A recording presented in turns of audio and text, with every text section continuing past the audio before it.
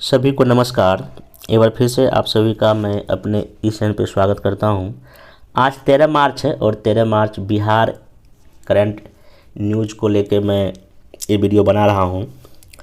इसके पहले जो है 10 मार्च से मैं अपने यूट्यूब चैनल पे इसी पर बिहार डेली न्यूज़ एनालिसिस करके एक सीरीज लाया हूं। इसमें बिहार का जो 4 सबसे जो पॉपुलर न्यूज़पेपर है, जिसमें दैनिक जागरण है, दैनिक भास्कर है, हिंदुस्तान है, प्रभात खबर है। इस चारों न्यूज़पेपर में एग्ज़ाम के पॉइंट ऑफ व्यू से जो भी इम्पोर्टेंट न्यूज़ है उसको मैं कवर कर रहा हूं। और ख़ासकर जो बीपीएससी का जो एग्ज़ाम है या बिहार एसएससी का जो भी एग्ज़ाम बिहार का आप दें, उसमें इस करंट अफेयर्स का काफ़ी जो है रोल बढ़ता जा रहा है। ख़ास करके बीपीएससी में अगर आप देखिएगा, चाहे पीटी हो, मेंस हो, मेंस में आप जीएस भी है और आपका यहाँ पे क्या है एसए भी है, दोनों की बात कर रहा हूँ, और इंटरव्यू।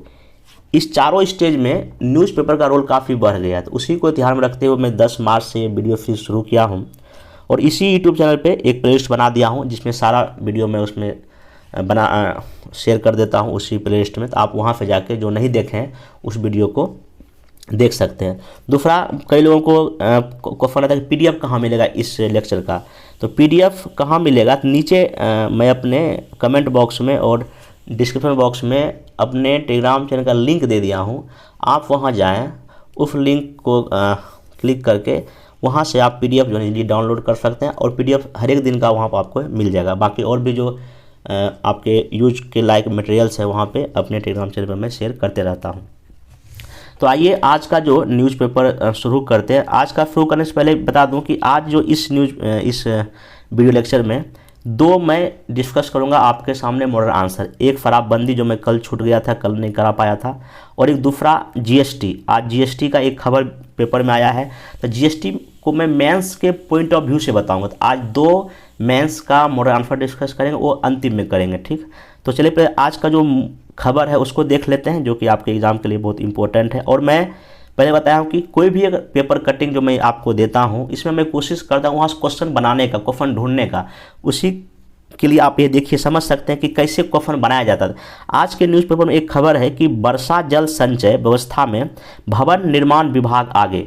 हुआ ये था कि बिहार सरकार जल जीवन हरियाली मिशन के तहत बिहार सरकार ने अपने हर एक विभाग को ये दिशा निर्देश दिया था कि आप अपने लेवल पे अपने विभाग में जो है वर्षा जल को संचय करने के लिए कुछ ना कुछ व्यवस्था बनाइए।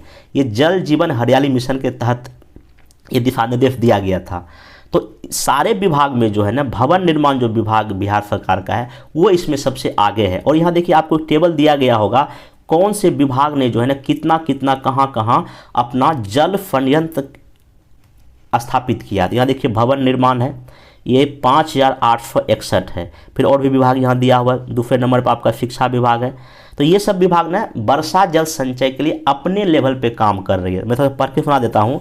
जल जीवन हरियाली मिशन के तहत वर्षा जल संचय के लिए भवनों की छत पर वर्षा जल संचय की व्यवस्था निर्देश सरकार ने दे रखा है। राज्य में सभी अभी तक 13,000 से ज़्यादा जगहों पर इसकी व्यवस्था की जा चुकी है।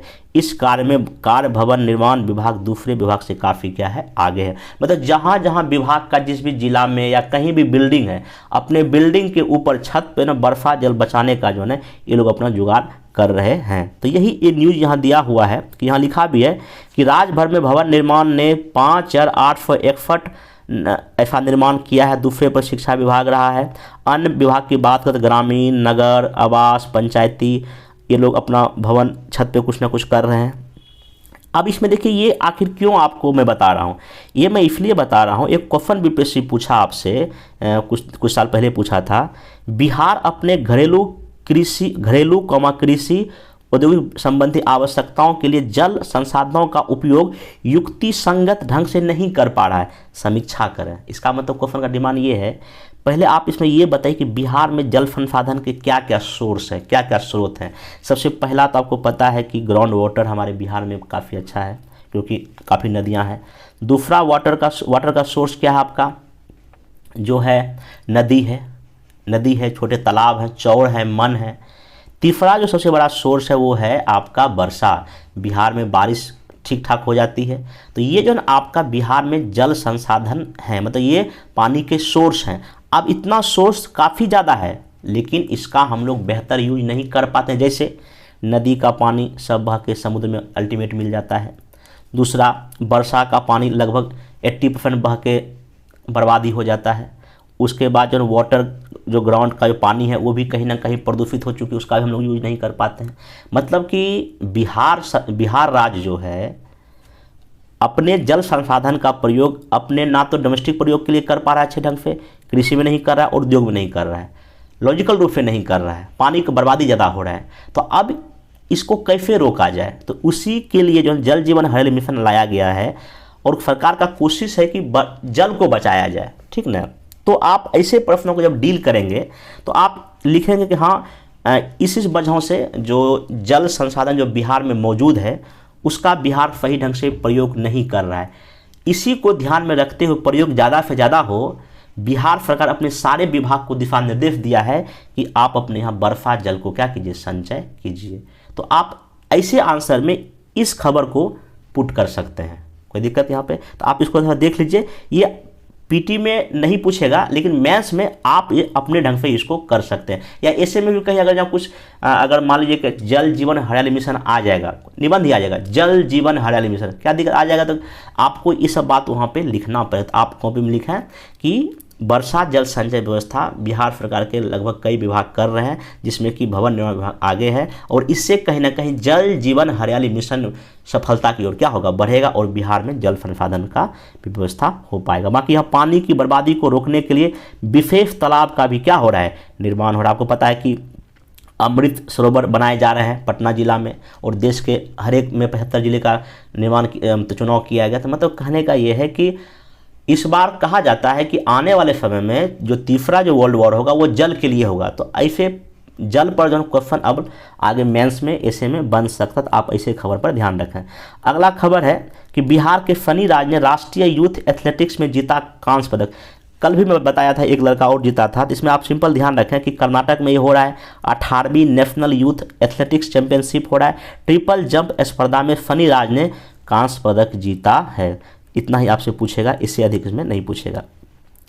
अगला एक और खबर है जो कि मेंस में आप इसका यूज कर सकते हैं कि जिले के 162 पंचायत सरकार भवन जल्द बनकर होंगे तैयार। इसका मतलब ये है कि हमारे बिहार में जो भी पंचायत है या वहाँ पंचायत में क्या है, भवन की कमी है, बिल्डिंग की कमी। अब भवन में जब पंचायत में जब भवन या बिल्डिंग ही नहीं होगा तो मुखिया साहब और सरपंच साहब कहाँ बैठ के जनता की समस्या को सुनेंगे। एक बहुत बड़ी समस्या बिहार सरकार के सामने थी कि जो पंचायत के प्रतिनिधि हैं वो अपने घर से काम करते थे। आप अपने गांव के आसपास देखते होंगे कि उनके पास बैठने का जगह नहीं था, ऑफिस ही नहीं था। जब ऑफिस ही नहीं तो कैसे काम करेंगे, ऑफिशियल काम तो हो ही नहीं पाएगा। इसलिए जो है ना सरकार ने अलग से भवन निर्माण के लिए पैसा दिया है और लगभग अब हर एक जिले के पंचायत में जो है ना पंचायत भवन का निर्माण किया जा रहा है। तो अगर कभी आप क्वेश्चन लिखिएगा कि पंचायती राज को व्यवस्था को बेहतर करने में तत्काल अभी बिहार सरकार क्या प्रयास कर रही है, तो आप एक लिखिएगा कि जहाँ जहाँ भवन का निर्माण नहीं है बिहार सरकार भवन निर्माण कर रही है। और अगर कमी में भी दिखा सकते हैं, कमी भी भवन निर्माण अभी भी बहुत जगह नहीं बना है, तो इसके आलोचना में भी इसके पॉजिटिव पक्ष दोनों आप ये बात दिखा सकते हैं। तो ये आपके लिए मेंस के न्यूज पर बाकी डेटा सब दिया हुआ है। और यह लास्ट देखिए लिखा हुआ है कि 22-23 की बात करें तो राज्य योजना मध्य से नवंबर 2022 में 806 पंचायत सरकार भवनों के निर्माण हेतु इतना करोड़ रुपया स्वीकृत हुए थे। तो इसी पैसे ये सब चीज़ बन रहा है, बाकी इसमें विशेष न्यूज आपके लिए नहीं है। अब एक क्वेश्चन ये है कि मैं बार बार बोल रहा हूँ कि 2 दिन से जो है बिहार म्यूजियम में जो लोक कला प्रदर्शनी लगा हुआ है, वहाँ कई सारे महिला कलाकार आ रही है। तो इसमें फिर से एक मैं क्वेश्चन बनाया हूँ जानबूझ के कि रोजगार सृजन में कला की भूमिका, मतलब लोक कला की भूमिका तथा महिला सशक्तिकरण। अब जो ये हम पर आरोप लगाते हैं, कहते हैं कि सर आप सिर्फ लॉन्ग बताते हो, शॉर्ट आंसर तो बताते ही नहीं। लीजिए ये शॉर्ट आंसर मैं कई अपने वीडियो लेक्चर में पहले बताया था कि शॉर्ट आंसर ये है, इसको आप शॉर्ट की तरह लिखें, लेकिन फिर भी कल एक कमेंट आया था और भी कई बार मैसेज आया था कि आप सिर्फ लॉन्ग ही बताते हैं इस मतलब सीरीज में। नहीं, मैं शॉर्ट एंड लॉन्ग दोनों बताता हूँ, आप थोड़ा ध्यान से सुनिए। तो ये क्वेश्चन जो शॉर्ट में आप इसको कम से कम 100 से लेके 120 वर्ड में क्या क्या लिखेंगे, मैं क्या क्वेश्चन दिया हूँ, रोजगार सृजन में लोक कला की भूमिका। आप यहाँ पहले ये दिखाओ कि बिहार जो है ना लोक कला की दृष्टिकोण से एक उर्वर धरती है। मधुबनी पेंटिंग है, टुकली कला है और भी कई सारे पेपरमेसी कला है, ये काफ़ी समृद्ध जगह है। और इसमें जो है पर्यटन अगर जब बिहार में बढ़ावा मिलेगा तो यहाँ रोजगार सृजन के काफ़ी संभावनाएं हैं, खास करके महिलाओं के, क्योंकि जितनी भी लोक कलाएं सब में महिलाएं जुड़ी हुई है। और अगर इस कला को विकास किया जाएगा तो महिलाएं आर्थिक तौर पे क्या होगी, एम्पावर होगी, तो कहीं ना कहीं महिला शक्तिकरण भी होती है। यही बात आपको लिखना है 100-150 वर्ड में, एक शॉर्ट आंसर आप तैयार कीजिए, ठीक ना। और बाकी यहाँ पे एक जगह देख लीजिए कि बिहार म्यूजियम में मधुबनी पेंटिंग पर 2 दिवसीय एक वर्कशॉप चल रहा है। इसमें सभी को बउआ देवी, गोदावरी देवी और एक है द्वारी देवी से मधुबनी पेंटिंग सीखने को मौका मिला। देखिए कितनी अच्छी बात है कि बिहार सरकार जनरेशन टू जनरेशन लोक कला का विकास हो, इसके लिए काम कर रही है। तो आप जब भी कभी सरकार के प्रयास लोक कला की दृष्टि में लिखेंगे तो आप ऐसे सब बात को लिख सकते हैं कि अभी हाल ही में पटना म्यूजियम में लोक कला प्रदर्शनी में कई पुराने कलाकार नए पीढ़ी को कला के बारे में ट्रेनिंग दिया है। ये अच्छी बात है, तो ऐसे आप एग्ज़ाम में पुट कर सकते हैं। बाकी मैं कल इसमें अच्छे से बताया था कि कौन कौन महिला को कौन सा पुरस्कार मिला है, किस कला के क्षेत्र में, वहाँ से पीटी का ऑप्शन बन सकता है। बाकी कल के वीडियो आप देख लीजिएगा। एक और है कि बच्चों की पढ़ाई के लिए जो माँ बाप जो सहयोग करते हैं, मुजफ्फरपुर में जो है सबसे ज़्यादा जिला आगे है। एक सर्वे हुआ है, इस सर्वे का नाम है क्या है, इसका नाम है नेशनल अचीवमेंट सर्वे की रिपोर्ट है कि बच्चों की पढ़ाई में सहयोग करने में सूबे में सबसे आगे अपना मुजफ्फरपुर है।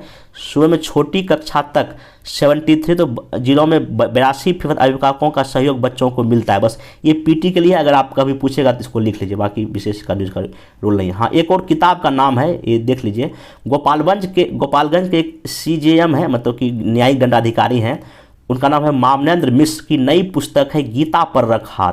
बस ये पीटी में देख लीजिए किताब किसने लिखा है, गीता पर रख हाथ किताब का इनका नाम है। हाँ, एक और है, आपको पता है कि बिहार सरकार का 7 निश्चय योजना फर्स्ट था। 7 निश्चय फर्स्ट में जिसमें युवाओं पर जो फोकस किया गया था, उसके तहत एक स्कीम सरकार ने लॉन्च किया था, स्टूडेंट क्रेडिट कार्ड, मतलब एक स्कीम था जिसमें बच्चों को हायर एजुकेशन के लिए 4 लाख तक की राशि दी जाती थी। अब सरकार का निर्णय है इस बजट से कि अगर कोई स्टूडेंट IIM चला गया, IIT चला गया या और कोई मेडिकल कॉलेज पढ़ने चला गया, मतलब कि उच्च शिक्षा ग्रहण करने के लिए, तो ऐसे कॉलेज में वहाँ जो शिक्षण संस्थान का जो फीस होगा अगर 4 लाख से ज़्यादा है तो सरकार उसको 4 लाख से भी ज़्यादा देने का प्रावधान करने जा रही है। लिखा है IIM, IIT, मेडिकल कॉलेज सहित अन्य बड़े शिक्षण संस्थानों में पढ़ने वाले विद्यार्थियों के लिए स्टूडेंट क्रेडिट कार्ड की राशि 4 लाख से अधिक की जा सकती है। यह वृद्धि संस्थानों की फीस के अनुरूप होगी। अभी तक 4 लाख का नियम था, लेकिन अब इसको बढ़ाया जा रहा है। अगर पीटी में कभी स्टेटमेंट बेस्ड क्वेश्चन पूछ दे इस कार्ड को लेकर, ये ध्यान रखें। और यहाँ पे एक चीज़ ध्यान रखिएगा कि इसमें जो है ना छात्रों को 4% मतलब कि ब्याज दर लगता है, और जो दिव्यांग और जो छात्र है, मतलब कि लड़की स्टूडेंट है, उसको 1% ब्याज जो है ना अभी तत्काल इसमें लगता है। आप इसको एक बार देख लीजिएगा, ठीक। नेक्स्ट चलते हैं।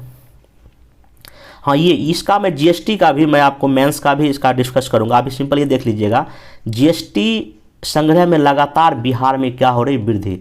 फरवरी 2022 की तुलना में फरवरी 2023 में 24% की वृद्धि हुई है बिहार में GST कलेक्शन में, पैसे के मामले में।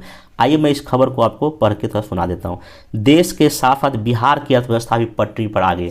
पटरी पे आने का मतलब यह है कि कोविड महामारी से अर्थव्यवस्था बाहर निकल रही है। यहाँ लिखा हुआ GST संग्रह में फरवरी 2022 में पूरे देश के लेवल पे जो क्या कहते हैं तुलना में फरवरी 2023 में 1,49,570 करोड़ रुपया जमा हुआ है पूरे देश के लेवल पर। इसमें जो बिहार जो कलेक्शन किया है अभी जो इस फरवरी 2023 में, देखिए यहाँ लिखा हुआ है, देखिए 1,499 करोड़ रुपया जो है ना बिहार का कलेक्शन GST का कब का है, फरवरी 2023 का। पिछले साल फरवरी 2022 में बिहार का कितना हुआ था जमा? 1206। तो इस एक साल में अगर जहाँ वृद्धि दर देखिएगा तो सभी राज्यों में बिहार का ज़्यादा है। तो क्वेश्चन पीटी में भी पूछ सकता है कि इस समय से समय तक कितना वृद्धि दर बिहार का रहा था, ठीक ना।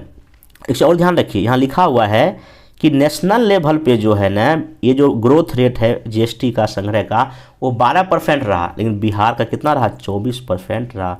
और ये बाकी से काफ़ी मतलब 2 गुना है और सबसे ज़्यादा भी है। पीटी में पूछ सकता है, अगर जब ये पूछेगा कि मेंस में कि जीएसटी में बिहार का क्या भूमिका है, बिहार में कितना सफल है, कितना वो सफल है, आप इन बातों को क्या कर सकते हैं? लिख सकते हैं। बाकी ये डेटा यहाँ देखिए और भी राज्यों का दिया है, और राज्य का आप नहीं भी याद रखें कोई दिक्कत यहाँ पर नहीं है। और ये आखिर इतना 24% वृद्धि क्यों हुआ? क्योंकि जो बिहार में जो विभाग है, यहाँ का जो वाणिज्य कर विभाग जो सीटीओ है, डिपार्टमेंट है, वो जो है ना कुछ बेहतर प्रयास किए, जैसे कि कर का चोरी ना हो, जैसे कि कई सारे कोचिंग संस्थान कर की चोरी करते थे, उन पे छापामारी किया गया। कई सारे ऐसे बिल्डर्स थे जो कर की चोरी करते थे, उस पर छापामारी किया गया, जिसकी वजह से जो ये टैक्स का जो है पैसा ज़्यादा जमा हुआ है। इसका मैं मेंस का अभी डिस्कस करूँगा लास्ट में, इसको रहने देते हैं तत्काल। अगला क्वेश्चन यहाँ पे, हाँ, ये मार्च 25 तक बिहार के पास होगी 29% सरप्लस बिजली, मतलब कि डिमांड बिहार का रहेगा 25 में 7,545 मेगावाट, और जो है ना सप्लाई कितना रहेगा?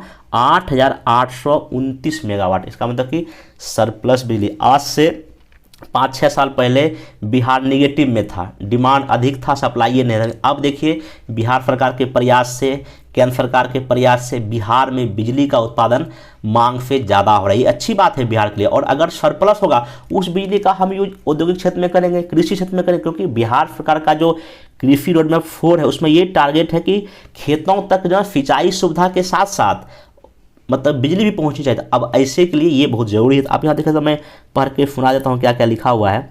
बिजली की किल्लत झेलने वाला बिहार मार्च 25 तक 29% सरप्लस बिजली पैदा करेगा, ठीक ना। यहाँ लिखा है, ऊर्जा विभाग के मुताबिक 2020-21 में सूबे में बिजली की सप्लाई पीक डिमांड के मुकाबले 67 जो है ना मेगावाट कम थी, जो 24-25 में अब इतना अधिक हो जाएगा। मतलब पहले कहीं कम था, अब क्या और अधिक होगा। ये आप डेटा था एक लिख सकते हैं एग्जाम में, ठीक ना। और अगर हमारे पास बिजली अगर ज़्यादा होगी तो हम उसको कहीं और बेच भी सकते हैं, ठीक ना। ये तो बाकी वही बात यहाँ पे लिखा हुआ है, ये जितना भी इस चीज़ को लिखा हुआ नहीं है, इसी चीज़ का यहाँ पे शॉर्ट में वर्णन किया गया था। अब इसका आप कैसे यूज करेंगे, एक मैं क्वेश्चन दिखाता हूँ। एक क्वेश्चन है, ऊर्जा की बढ़ती मांग के क्या कारण है, ठीक। बिहार में लगातार ऊर्जा की मांग बढ़ती जा रही है, इससे निपटने में सरकार की भूमिका या प्रयास का जिक्र करें, ऐसा कोई क्वेश्चन। आप देखिए आखिर मांग क्यों बढ़ रहा है, ये क्वेश्चन बीपीएससी ऑलरेडी मेंस में पूछ चुका है। आपको मांग इसलिए बढ़ रहा है, अब जब इस आंसर को आप लिखेंगे ना, सबसे पहले पता क्या करेंगे, एक ऐसा ये वाला ना लाइन ग्राफ बनाएंगे जहाँ पे दिखाएंगे ये वाला, जैसे कि ये मांग है और ये उपलब्धता है। तो आप क्या करेंगे, ऐसे बनाएंगे लाइन ग्राफ, ये आपका मांग है, ऐसे ग्राफ जाएगा ये, और ये आपका उपलब्धता का ग्राफ। इसी डेटा को आप इफ लाइन ग्राफ में चेंज करेंगे और ये आपके नंबर को 2 नंबर बढ़ा देगा। और इतना करंट डेटा आपको किसी बुक में नहीं मिलेगा, बिहार के किसी भी बुक में नहीं मिलेगा, ये सिर्फ आपको पेपर ही दे सकता है। इसलिए आप इसको जो भी डेटा है आप ऐसे इसको लाइन ग्राफ में लिख लीजिए। अगर ऐसा क्वेश्चन आएगा ऊर्जा, बिहार में ऊर्जा को लेके, तो आप ये बात जरूर लिखिएगा। तो यहाँ पे ये बनाने के बाद आप इसका कैसे आंसर लिखेंगे मैं वो बताता हूँ। बिहार में ऊर्जा की मांग क्यों बढ़ रही है? पहली बात, जब मौसम मतलब कि परिवर्तन, जैसे कि अभी पहले ठंड था, अब गर्मी हो रहा है, इसमें ऊर्जा की मांग बढ़ जाती है। बिहार में शहर का दर बढ़ रहा है, मतलब शहरीकरण हो रहा है, जनसंख्या बढ़ रही है, कृषि क्षेत्र में जो है ना बिजली की डिमांड बढ़ती जा रही है। उसके बाद बिहार के हर एक गांव में अब रोड आ गया है। जब रोड आएगा तो वहाँ पे अब बिजली भी पहुँच गई है। जब घर में बिजली पहुँच गई है तो अब सब लोग टीवी खरीद रहे हैं, मोबाइल खरीद रहे हैं, और भी कई सारे आर्थिक एक्टिविटी अब बिजली से कर रहे हैं। तो ऑब्वियस सी बात है डिमांड तो बढ़ेगा ही बढ़ेगा ना। एक चीज़ और है, अगर ऊर्जा की मांग अगर बिहार में बढ़ रहा है, इसका मतलब बिहार विकसित राष्ट्र पे जा रहा है। क्योंकि यूएनओ का कहना है कोई राष्ट्र या कोई देश कितना विकसित है ये हम मापते हैं वहाँ एनर्जी का वो कितना यूज कर रहा है। इसका मतलब आप मेंस में या एसए में बात को जिक्र कर सकते हैं, बिहार में ऊर्जा की मांग बढ़ने का मतलब बिहार प्रगति के रास्ते जा रहा है। या आपको जब एग्जाम मेंस में लिखेंगे तो ऐसे लिख देंगे क्या कारण है। उसके बाद सरकार क्या प्रयास कर रही है। अब सरकार में मतलब केंद्र सरकार का भी प्रयास है, एनटीपीसी बिजली बना रही है। बिहार सरकार अपने लेवल पर नवीकरणीय ऊर्जा को बढ़ावा देने के लिए क्या क्या कर रही है, लगा रही है। सौर ऊर्जा प्लांट लगा रही है, पवन ऊर्जा प्लांट लगा रही है, बायोमास का पर काम कर रही है, इथेनॉल पे काम कर रही है। कहने का मतलब ये है कि बिहार सरकार भी अपने लेवल पर काफ़ी प्रयास कर रही है। इसको आप मेंस में यूज करेंगे। ओके, नेक्स्ट चलते हैं अब आपका। हाँ, ये पर्यावरण पीटी में पूछेगा, राष्ट्रीय युवा पर्यावरण विद सम्मेलन कहाँ हुआ है, आपका पटना में हुआ है। बस 2 दिन का चलेगा ये, और ये हुआ है कहाँ, किलकारी भवन में। ठीक, नेक्स्ट चलते हैं। ये एक न्यूज़पेपर आपका न्यूज़ हो सकता है किसी भी मेंस या कहीं ऐसे यूज कर लीजिएगा। बिहार में जो है ना सड़क हादसा बढ़ा है और मरने वाले की भी संख्या बढ़ी है। यहाँ डेटा लिखा हुआ है, सड़क सुरक्षा में नियंत्रण प्रयास के बावजूद ताज़ा आंकड़े बताते हैं कि 2021 की तुलना में वर्ष 2022 में बिहार में दुर्घटना की संख्या 12% तो मरने वाले की तरफ 16% की वृद्धि हुई है। ये था, आप डेटा कहीं भी यूज कर सकते, खाली लिख लीजिए, बाकी उतना ही आपके लिए इंपॉर्टेंट नहीं है। बाकी आप देखिए वर्ष पर डेटा दिया हुआ है, कब दुर्घटना कैसे हुआ है। ये मैंने ऐसे में कहीं भी बिहार में क्या समस्या है, एक समस्या ये भी तो है पर्यावरण, और ये कहता हूँ सड़क हादसा भी बड़ा समस्या है, तो ये भी एक समस्या में आप लिख सकते हैं बिहार ऐसे के लिए। बाकी डेटा देख लीजिए। हाँ, ये मनरेगा का एक अभी न्यूज़ आया है, पटना का है। इसमें एक चीज़ आपके लिए काम के लायक ये है कि यहाँ लिखा हुआ पटना जिला में मनरेगा में सक्रिय मजदूरों की संख्या पहले की तुलना में घट के आधी हो। इसका वजह पता है क्या है, national payment corporation of India जो कि ऑनलाइन भुगतान करने का एक सिस्टम जनरेट करती है, और आरबीआई के साथ मिलके ये national payment corporation of India online payment के लिए काम करती है। और इसमें एक नियम बना दिया गया है कि मजदूरों का अगर बैंक अकाउंट लिंक होना जरूरी है, तो यही वो है, उनका जो जॉब आधार कार्ड जो मनरेगा वाले का होता है, उनका जॉब आधार कार्ड और बैंक अकाउंट एनपीसीआई से लिंक होना चाहिए। और कई मजदूरों का एनपीसीआई से जो है लिंक ही नहीं है, इसलिए उनका पेमेंट रुक गया है और वो काम करना छोड़ दिए हैं। अब इसका इन न्यूज़ का कहाँ यूज कीजिएगा आप, इस न्यूज़ का यूज पता कहाँ होगा, अगर आपसे कोई क्वेश्चन ये पूछेगा कि भारत वर्तमान में डिजिटल इंडिया की ओर बढ़ रहा है, इस रास्ते में क्या चुनौतियां हैं, तो यही आप लिखिएगा कि मजदूर और शिक्षित जो लोग होते हैं उनके पास तकनीक का ज्ञान नहीं होता है, वो चाहकर भी न इस चीज़ का यूज नहीं कर पा रहे हैं और अपने रोजगार से हाथ धो बैठते हैं। तो ये आप केस स्टडी के रूप में आप अगर आंसर पुट करेंगे तो आपका आंसर औरों से बेहतर होगा। बाकी वही सब डेटा दिया हुआ, कितना वैल्यू सब दिया, उसका आप इंपॉर्टेंट नहीं है आपके लिए। बाकी अब इसमें जो 2 क्वेश्चन मैं इसको डिस्कस कर देता हूँ। ये देखिए, आपको क्वेश्चन यहाँ दिख जाएगा कि जीएसटी ने व्यापार को न केवल आसान बनाया है बल्कि भारत के राजस्व संग्रह में भी वृद्धि की है, चर्चा करें। या ऐसे पूछ सकता है कि जीएसटी के 5 वर्ष कितना सफल, में भी ये क्वेश्चन आ सकता है, ठीक ना। तो मैं ये दोनों पर्पज से बता रहा हूँ, थोड़ा ध्यान से सुन लीजिएगा, ये आपके यूज के ही मतलब कि आपके मेंस और ऐसे में काम आ जाएगा। तो मैं जल्दी डिस्कस कर देता हूँ। देखिए यहाँ पे आप इसको कैसे लिखेंगे, अगर भूमिका, अगर ना जीएस की मैं नहीं बात कर रहा हूँ, बाकी निबंध के लिए भूमिका कुछ और होगा, ये मैं कभी किसी और लेक्चर में डिस्कस करूंगा। लेकिन तत्काल हाँ, अगर जो जीएसटी के 5 वर्ष अगर पूछेगा, उसमें मेन बॉडी में आपको क्या क्या ऐसे में लिख सकते हैं वो यहाँ से आपको मिल जाएगा। बाकी ये जीएफ के तक ये कंटेंट सही है।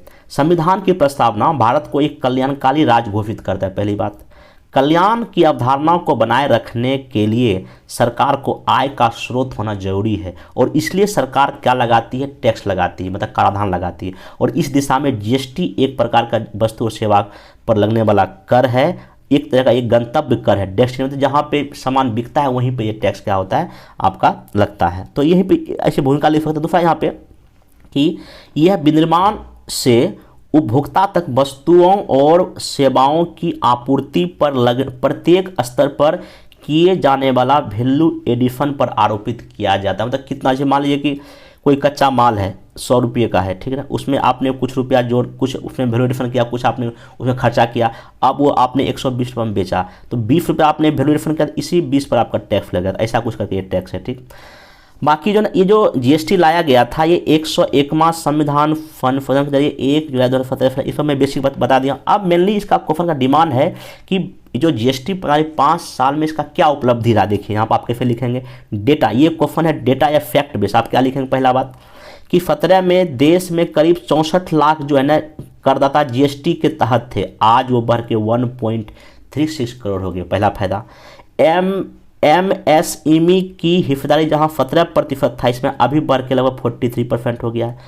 जो संग्रह, जो GST का जो पैसा का कलेक्शन है वो 17-18 में पर महीना लगभग 82,000 करोड़ था, आज वही बढ़ के जो है ना लगभग, अभी जो मैं डेटा बताया मैं थोड़ा गलती हो गया, जो डेटा लगभग 1 लाख जो है ना 40 लाख के लगभग आसपास हो गया है, ठीक ना। लगभग लिख सकते हैं कि 1,40,000 जो है ना करोड़ जो है ना पर महीना जो है ना GST संग्रह पूरे देश के लेवल पे आपका हो गया, ठीक ना, मतलब 1.4 लाख करोड़ के आसपास।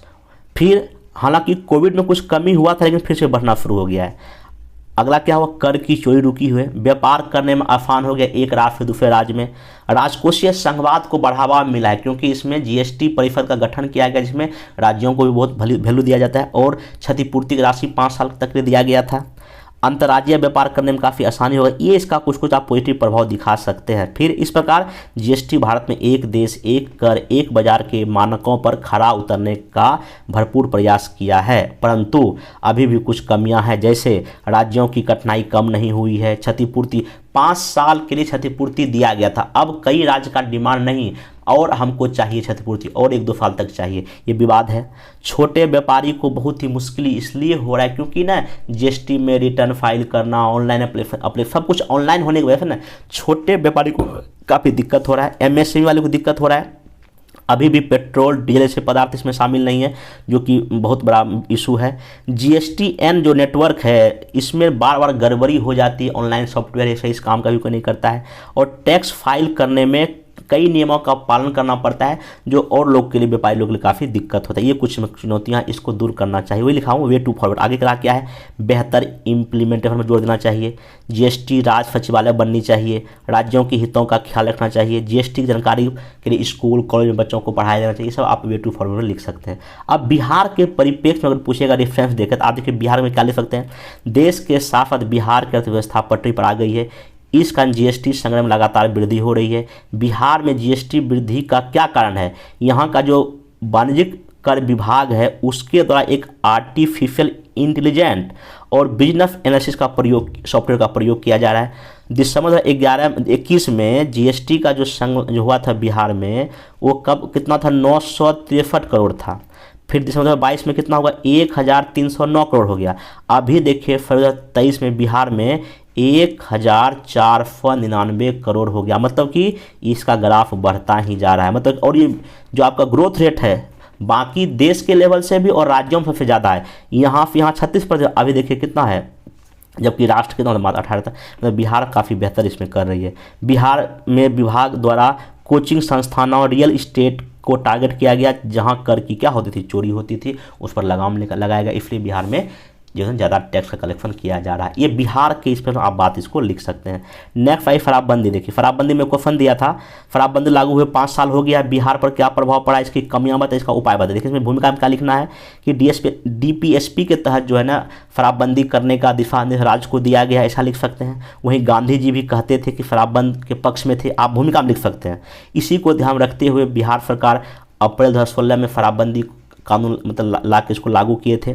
लगभग 5 साल बिहार में ये हो गया है। हाल ही में एक सर्वे कहता है कि 99% महिलाएं और 92% पुरुष इस बंद के पक्ष में हैं, अर्थात जनता का एक बड़ा हिस्सा इसके पॉजिटिव प्रभाव को देखते हुए इसको लगातार बनाए रखने के पक्ष में। इसका मतलब ये है कि जनता ही मालिक है लोकतंत्र में, और जब जनता सर्वे में कह रही कि नहीं भाई शराबबंदी सही है तो सही है, तो सही है, बस जनता ही मालिक है, तो आप ऐसे करके इसको लिख सकते हैं, काफ़ी अच्छा नंबर मिलेगा। बाकी इसका प्रभाव पॉजिटिव प्रभाव दिखाइए, नेगेटिव दिखाइए। आप पॉजिटिव में क्या क्या प्रभाव दिखाइए कि आर्थिक प्रभाव देखिए क्या क्या हुआ है, दूध फल आदि की बिक्री में वृद्धि हुई, क्योंकि लोग अब दारू शराब बंद नहीं पी रहे, अब यही सब खरीद रहे हैं। उसके बाद सेविंग हुआ है महिलाओं का या लोगों का भी, गरीबी निवारण में कुछ फायदा हुआ है, और प्रति वर्ष जो है ना 10,000 करोड़ का लोग शराब ही पी जाते थे बिहार में, अब वो तो पैसा बच रहा है, उसी पैसे के लोग शिक्षा स्वास्थ्य अपने बच्चे की पढ़ाई पर काम खर्चा कर रहे हैं।